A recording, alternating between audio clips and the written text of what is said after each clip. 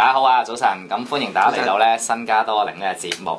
咁上次咧，其實喺2015年1月咧，好多謝阿汪總啦 Lawrence 啊，咁啊同我哋做訪問喎，就講過咧2015年咧嘅樓市前瞻。咁好有幸啊，我哋嘅呢段片段咧去到好多討論區都俾人張貼啊，係啊，都幾好反應，都幾好反應。咁啊朋友仔如果有時間咧，可以去睇下上面嘅 comment 啦。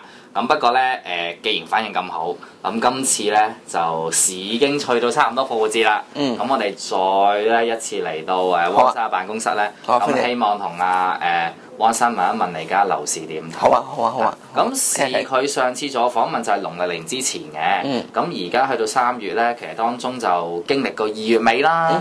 2月尾就喺2月27號到啦，嚇1年幾日，其實金管局總裁陳德霖就出嚟公佈咧，其實政府係有啲新嘅措施出咗嘅。咁詳細我唔講，不過約莫就係一啲收緊按揭嘅措施啦。咁由7成轉6成啦。今次係針對上車啊，似乎嚇。係啊，又或者做9成按揭嘅難度高咗啦，同埋供款要入息比率咧由5成或者降低到4成半至4成不等。咁坊間亦都我都聽見有啲年輕人講啦，話哇真係上車無望，或者原本我咁辛苦諗住儲40-50萬，諗住9成上會嘅，就逐啲咁講即係一嘢就俾政府翹起晒啦。咁你知啦，而家啲人就成個波落射落去政府嗰度啦。咁其實就都係講翻最關心樣啦。咁想請教汪生，咁你喺地產嘅行業不係從事咗30幾年啦。咁你睇翻喺呢個辣椒過後，第一樓價會有回調空間，又或者其實對個樓市會有咩影響係正面啦，定係可能喺個價上面真係會有個反向嘅影響呢？我諗辣椒今次係會影響上車人士啦。我諗政府都係所謂無可奈何，因為即係一個辣椒本來係唔應該影響上車人士嘅。咁但係問題因為我諗價格，我諗供應做唔切啦。咁事實上政府做好多嘢都可能冇乜太多支持嘅。咁供應得慢嘅時候，你做唔切，本來辣椒就擺攤，咁擺攤再擺攤，發覺都係未 balance 到。喺未 balance 到嘅時候咧，如果樓價再升嘅時候咧，可能會影響個資產結構。資產結構就因為而家我哋成日話專本位啦，嗰個即係話其實即係中國包括香港啊，都係用緊即係去槓桿，即係話令到嗰個房地產係更多現金契，即係更少借貸。咁樣咧，將來喺如果貨幣冧咗，即係當然係講美元啦嚇。咁咧之後咧就有所謂硬實力去，即係將契即係間樓都差唔多供滿。係啦，冇錯啦。咁變咗梗係講翻生產力啊、礦產啊，同埋冇按揭嘅房地產，即係呢個所謂硬資產。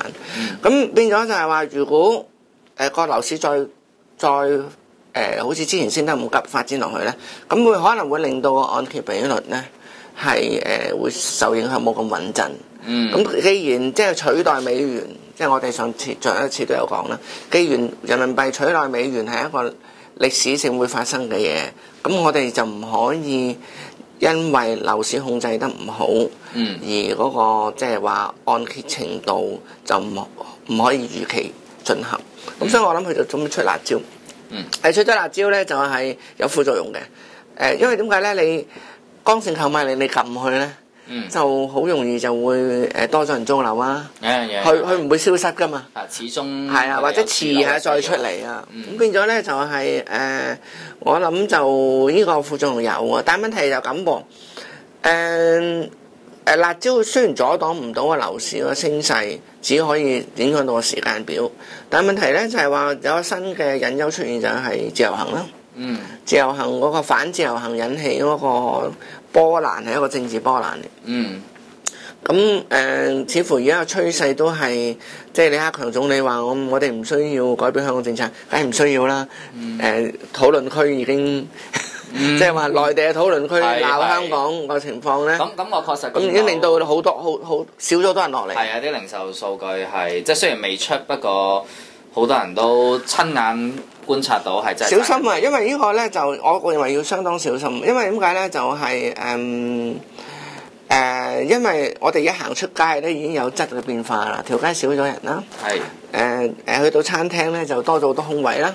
咁我唔係話將危機性，我亦唔認為長遠樓價唔升，但係我諗1-2年內咧，尤其是競選前咧，咁就今年係即係2017年之前係啦，今年係今年15年嗰個區議會啦，出年就立法會啦。我諗之前香港經濟都會受一啲衝擊，咁呢樣嘢要留意嘅，可能會令到嗰個調整或者微調嘅時間拉長，拉長就係話，但係咁喎，對於話過咗，我反而覺得17年係好，即係解決晒嘅咯，因為咧就係話，反而今年同出年係會比較不確定性會比較不確定性會多少少。咁但係問題我都係認為係喺上升軌道附近。咁但係我覺得呢個始終要會令到短期會再升過，就變做中期會再之後先再升過啦。咁係會影響嗰個調節時間嘅長短，嘅時間會拉長咗。係啦。當然約莫啦，如果你話以汪生嘅睇法，可能個調整會用幾多季到，會係幾多季？可能係半年啊，或者1年半啊，先至會有咁嘅時間完成到咧。今次市道發展到而家咧，我哋都會發覺同過去有啲唔同嘅，譬如好似美元，我哋過去嗰幾年係可以當佢趨勢，視之為趨勢，因為係量化貨幣。咁而家就美元，我覺得其實好危險啊！即係話佢已經好悶㗎啦。而家係即係我而家會形容佢垂垂掙扎。咁佢垂垂掙扎咧，我就評估唔到佢出左腳硬定右腳硬。咁啊變咗我哋有第二個時間，我哋再即係討論呢點啦。但係另一方面就係話，而家嗰個樓市亦係成為咗嗰個政治處理，即係政治戰場裏邊一個陣地啦。咁我相信就要達到政治目的先至係完結嘅。咁即係話，即係嗰個掘幾深有井水咧。咁啊真係要掘過先知，係啊。咁所以我即係如果比較確定啲嘅講法咧，我哋始終要講一個俾消費者咧，就係話我認為今年年尾至出年下半年前咧，我相信會有一啲動盪，即係話可能唔係好大，但係起碼足以令到個樓市打橫行嘅。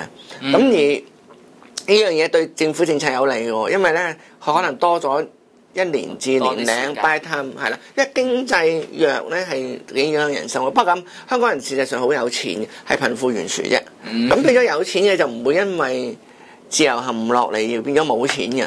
但問題就係話有好部分人可能魚翅撈飯就冇咗魚翅啦。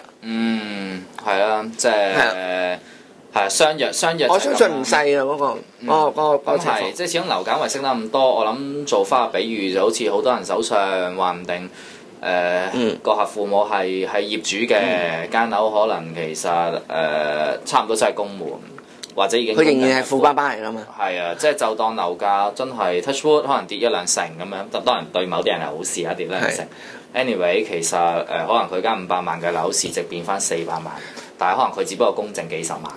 咁可能慳少細咯，係真係。但係就唔好諗住樓價會跌好多咯，我相信唔可能，因為點解富爸爸仍然係富爸爸？因為佢即係話咧，公滿樓個仍然係公滿樓個，但係只會影響到係啦，觀察嘅時間可能會耐咗。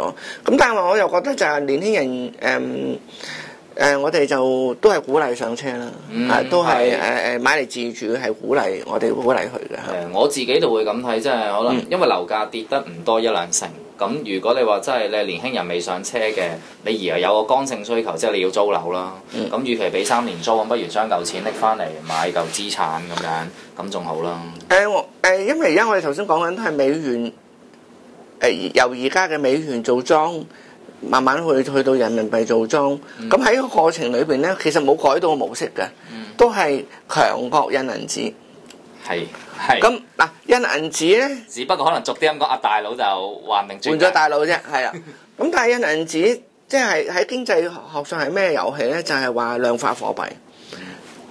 其實一直都係量化貨幣。係。咁即係話得一樣嘢，我哋無論睇中外咧，得一樣嘢係長期平衡到量化貨幣就係房地產。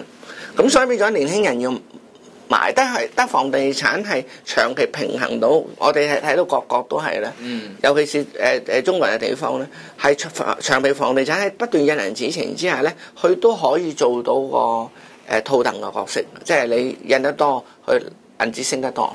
咁呢樣嘢暫時係一個最有效嘅工具，所以我覺得年輕人應該要買樓，因為點解咧？個世界嘅玩法唔同咗，不過轉緊，正在轉緊民主咁解嘅啫。明白，係啦。聽完阿汪總咁講，咁係啊，嚟緊呢一兩年可能真係香港樓市因為政治因素咧，令到個升幅真係或者未能夠 copy 到可能14年嘅升幅啦嚇。始終政治因素係難預計啲，咁可能大家要留意多啲咯。咁今集時間去到呢度先，多謝大家。